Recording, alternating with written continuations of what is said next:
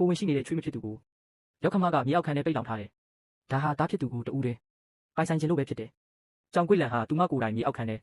ဖုံးကွယ်ထားခဲ့တဲ့ချွေးမဟုတ်မေကိုကြည့်ပြီးသူမလက်ပေါ်ကဖုံးမှုတွေကိုခါထုတ်ရင်းစိတ်ထဲကနေတိတ်တဆိတ်ရေးရွံ့နေခဲ့တယ်အခုတော့တားဖြစ်သူချန်စီဟာသူမတယောက်တည်းကိုပဲအရင်လိုမျိုးဂယူးဆိုင်ပြီးဝိုင်းဝန်းနေတော့မှမို့လို့ပေါ့သူမဟာမြေအောက်ခံထဲကအတန်တွေကိုအပြင်းမထွက်အောင်တကားကိုတေချာပိတ်လိုက်ပေမဲ့သူမရဲ့လက်တွေကတော့ပြင်းပြင်းထန်ထန်တုံရင်နေခဲ့တယ်အခုဆိုရင်ချန်စီဟာငါတညနေခင်းမှာချန်စီအလုပ်ကနေအိမ်ပြန်ရောက်လာတဲ့အခါဇနီးဖြစ်သူဟုံမေကိုမတွေ့ရတာကြောင့်စိတ်ထဲမှာတမျိုးကြီးဖြစ်သွားခဲ့တယ်အမေဖြစ်သူကြောင်ကွေ့လန်ကတော့ချွေးမဖြစ်သူသူမရဲ့မိဘအိမ်ကိုပြန်သွားတယ်လို့ပြောခဲ့တယ်အမေ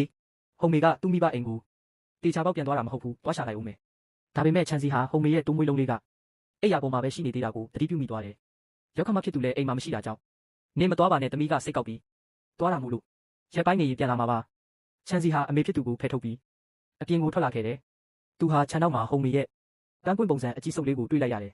အဲ့ဒီအဝတ်စုပ်လေးဟာမြေအောက်ခန်းဝရဲ့ဘေးနားမှာကျနေခဲ့တာဖြစ်တယ်သူ့ရဲ့နှလုံးသားဟာအနဲ့အထိုးခံရတယ်လို့ခံစားလိုက်ရပြီးမြေအောက်ခန်းဖုံးကိုဖွင့်ကအော်ဟစ်လိုက်တယ်ဟုံမေနဲ့အထဲမှာရှိနေတာလားမြေအောက်ခန်းအနက်ပိုင်းစီကနေအားနဲ့လာတဲ့တုတ်ပြန်တန်လေးထွက်ပေါ်လာတယ်ချန်စီသမီးကိုကယ်ပါဦးချန်စီဟာကျိုးတစ်ချောင်းကိုယူပြီးအိမ်ရှိကတစ်ပင်ကြီးမှာတေချာချီနှောင်လိုက်တယ်ပြီးတော့ဟုံမေကိုကျိုးကိုကင်ပြီးအပေါ်ကိုတက်လာဖို့ပြောလိုက်တယ်သူဟာမြေအောက်ခန်းဝမှာဝတ်ဆောင်ပြီးဟုံမေရဲ့အေးဆက်နေတဲ့လက်ကောက်ဝတ်ကိုဆွဲကင်လိုက်ချိန်မှာအမေဖြစ်သူကြောင်ကွေ့လန်ရောက်လာပြီးမျက်နှာတစ်ခုလုံးဖြူရော်နေခဲ့တယ်အမေဘာလို့ဒီလိုမျိုးလုပ်နိုင်ရတာလဲသူမပိုက်ထဲမှာရှိနေတာအမေရဲ့မြေးလေးလေငါရည်ရွယ်ချက်ရှိရှိလုပ်တာမဟုတ်ပါဘူးသူမကနင့်ကိုငါစီကနေလူယူသွားလို့ပါအမေသူမကအမေအတွက်နေတိုင်းကြက်ဥပြုတ်ပေးပြီးစောင်းတွေတေချာချုံပေးတာကိုအမေတခါမှမမြင်ဘူးလားဟုံမေကိုကယ်ထုတ်လာနိုင်တဲ့အချိန်မှာတော့သူမဟာသတိလေးမေ့မျောနေခဲ့ပြီဖြစ်တယ်ရွာကဆရာဝန်ကတော့သူမဟာအေးမိပြီးအလန့်တကြားဖြစ်သွားတာကြောင့်စောပြီးမိဖွားမဲ့လက္ခဏာရှိတယ်လို့ပြောတယ်